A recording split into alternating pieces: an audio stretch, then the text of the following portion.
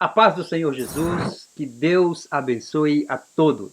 Privilégio enorme para nós estar aqui uma quarta-feira a mais, né?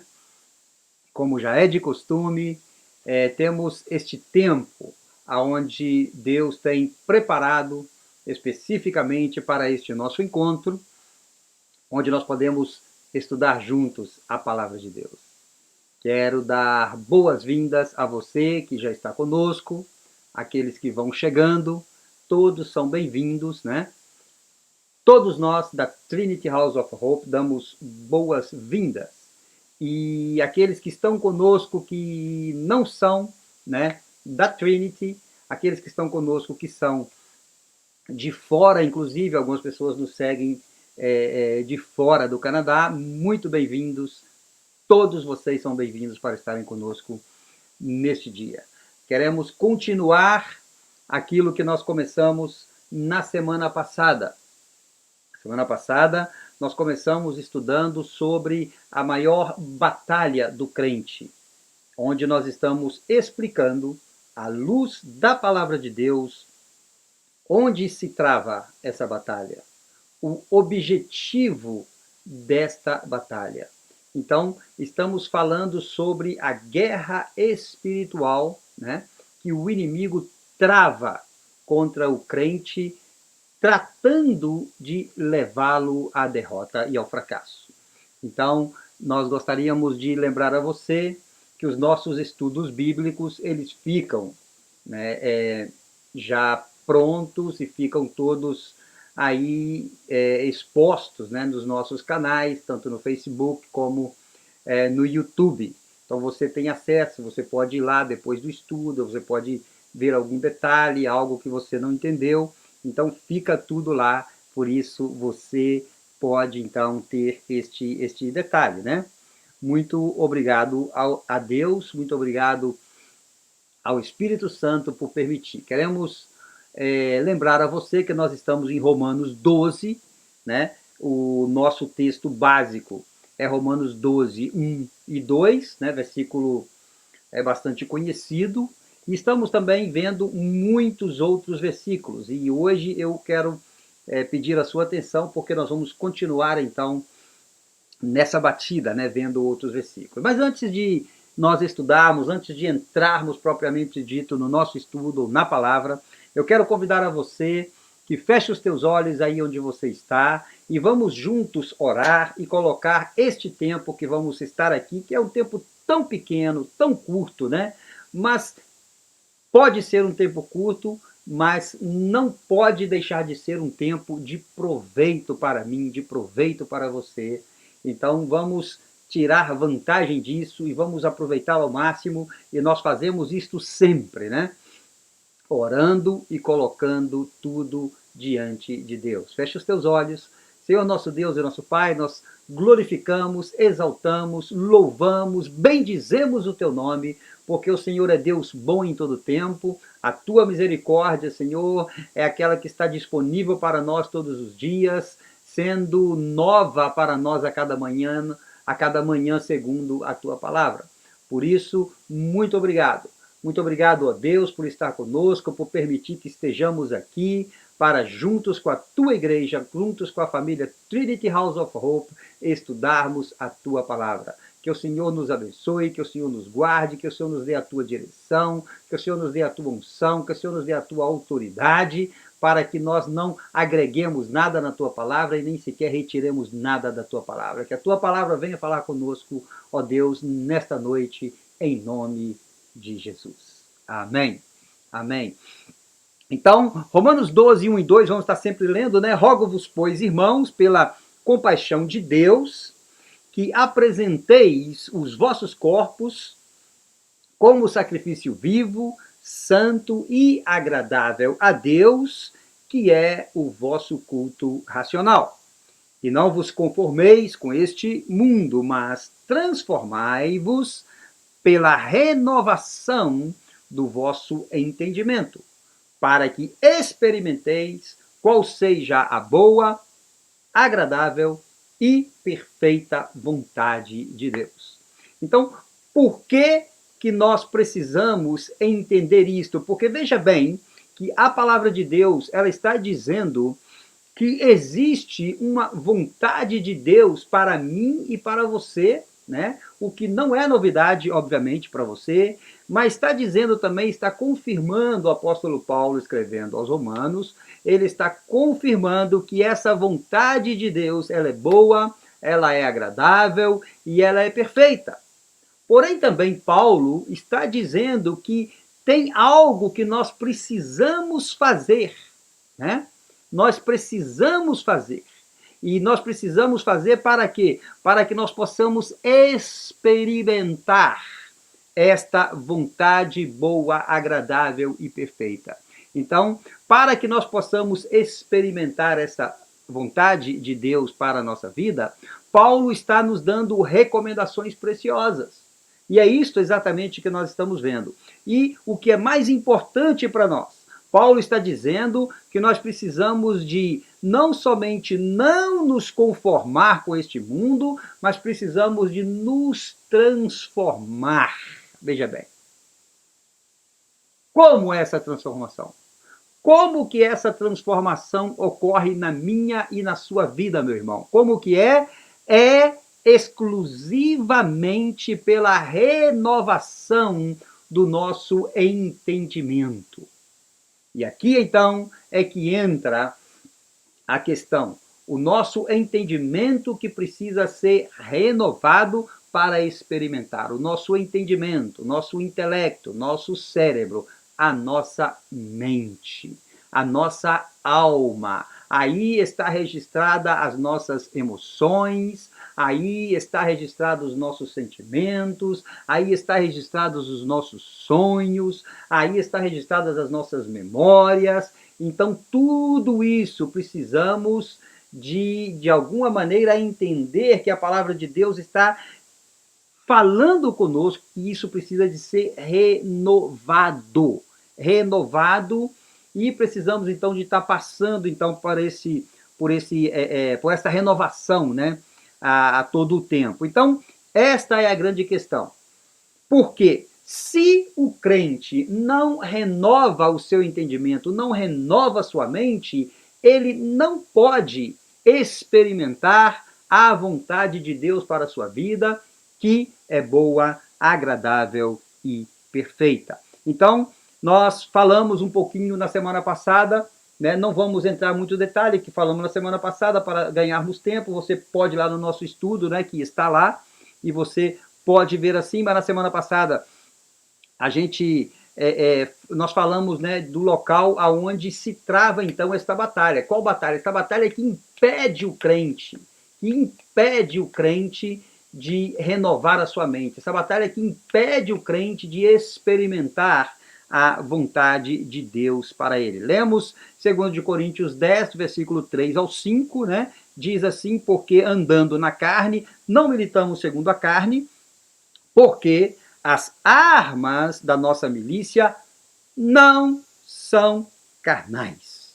Então, veja bem que essa batalha é uma batalha espiritual, completamente. Né? É uma guerra, perdão, espiritual. Na semana passada nós demos os conceitos, né, de guerra, de batalha e de luta. Né?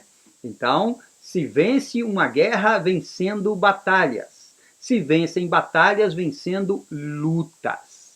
Então, essa é a grande questão.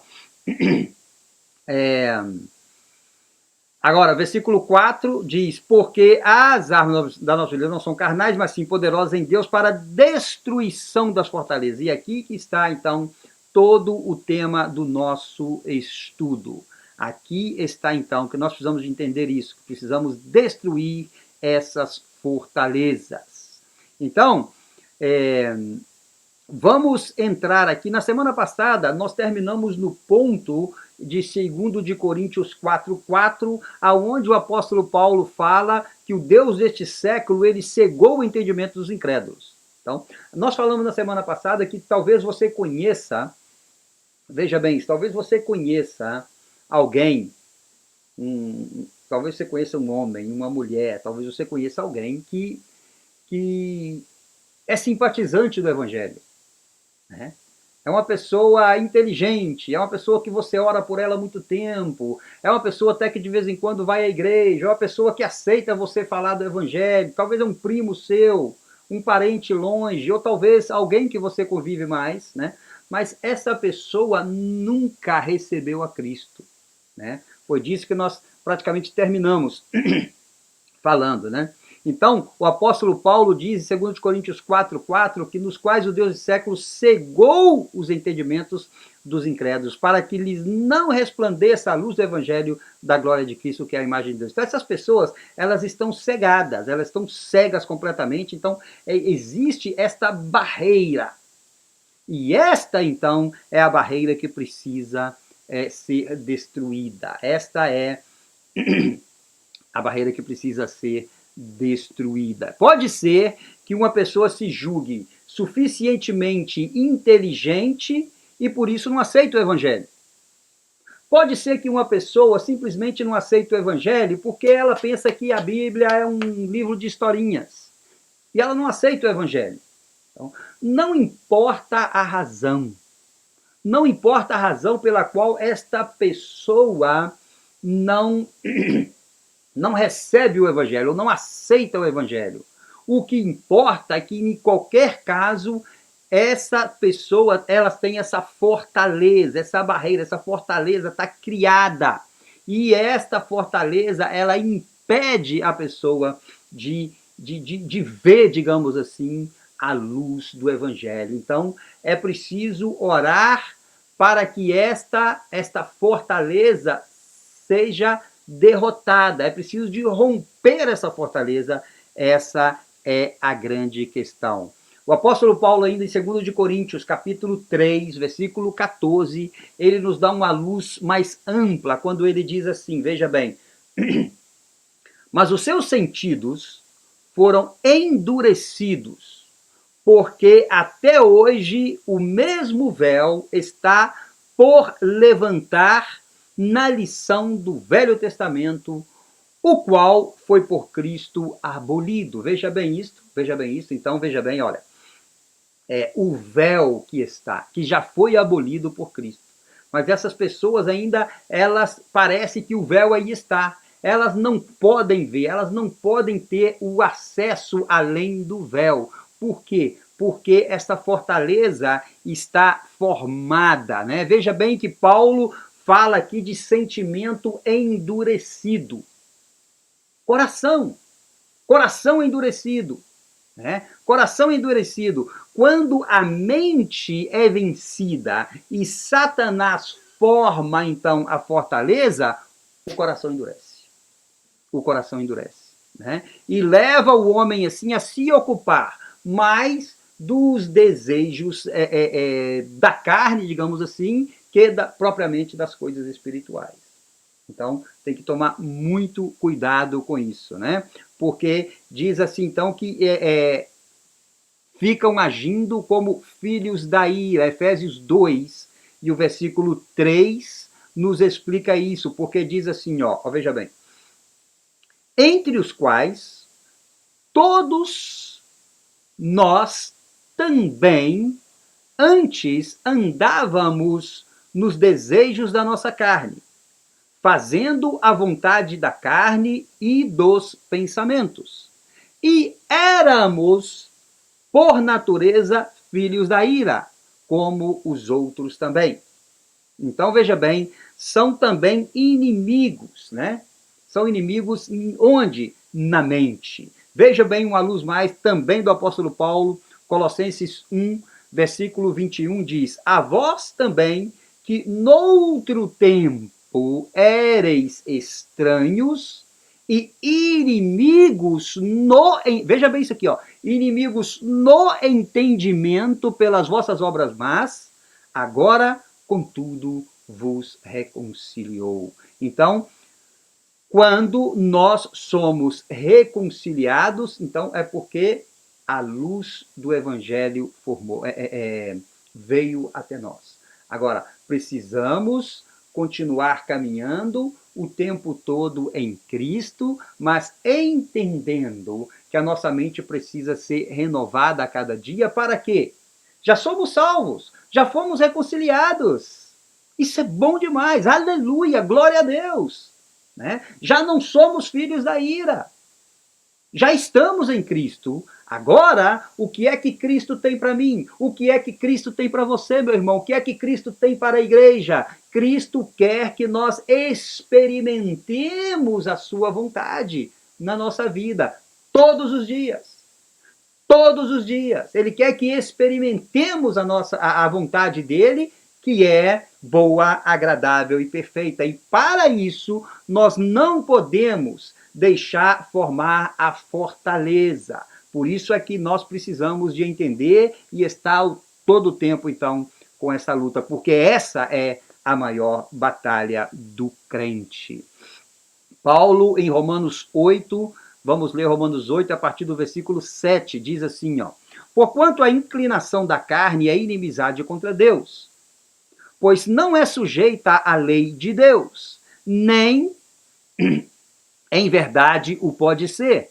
Portanto, os que estão na carne não podem agradar a Deus. Veja bem, um crente que está na carne, obviamente, não pode agradar a Deus.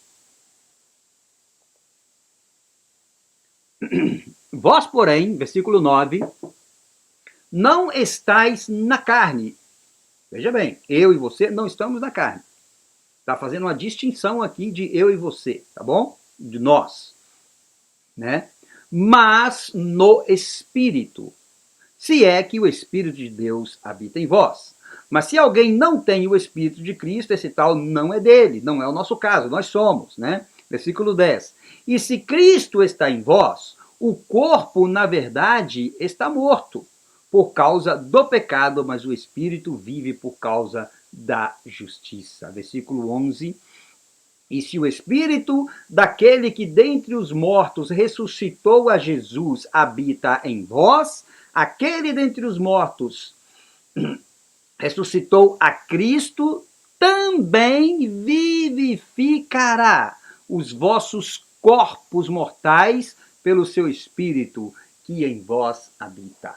Então, o que Paulo quer que nós entendamos aqui é que aquele que deixa, digamos assim, o inimigo formar a fortaleza e vencer a batalha da mente, sendo ele crente, né, ou não, né, o não crente já está derrotado, né? Agora, o crente, ele precisa ter cuidado nessa área, porque se ele deixa, ele vai perdendo uma luta, ele perde outra luta, ele não consegue na luta contra o pecado, que é tipo um pecado que ele já tem, que ele batalha contra ele, né? Algo que vem do passado, então aquilo ali vai dando como que dando pancada no crente, dando pancada, e ele vai tentando e ele não consegue. Por quê? Porque a fortaleza não está destruída.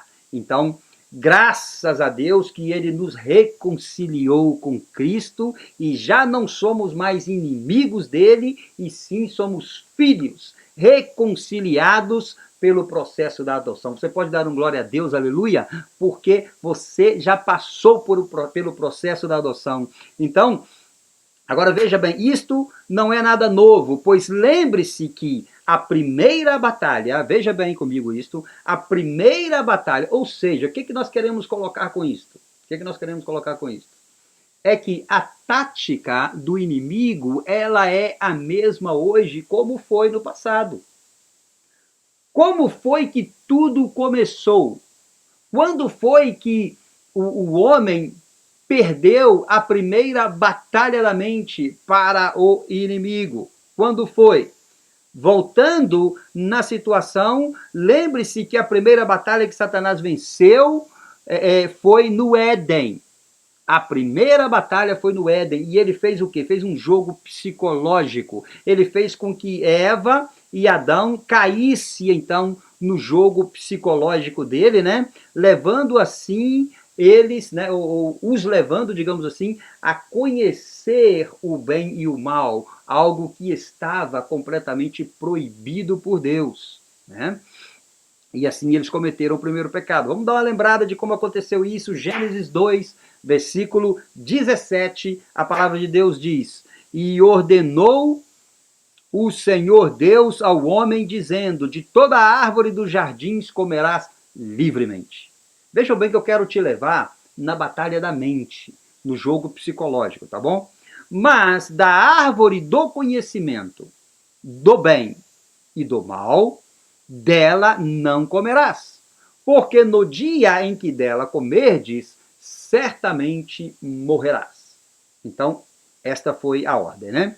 A ordem de Deus era clara, era para o homem, ele poderia comer de tudo, desfrutar de tudo no jardim livremente. Livremente, foi claro de Deus, né? Foi a ordem clara, né? Porém, no dia em que ele comesse da árvore da ciência do bem e do mal, ele morreria. Então veja bem, quando nós chegamos no capítulo 3, né, do versículo 1, né, em adiante, nós vemos o que foi que aconteceu. E aqui eu chamo a sua atenção para nós fecharmos por hoje, eu chamo a sua atenção para o jogo psicológico. Capítulo 3 de Gênesis, do versículo 1, diz: Ora, a serpente era mais astuta que todas as alimárias do campo que o Senhor Deus tinha feito.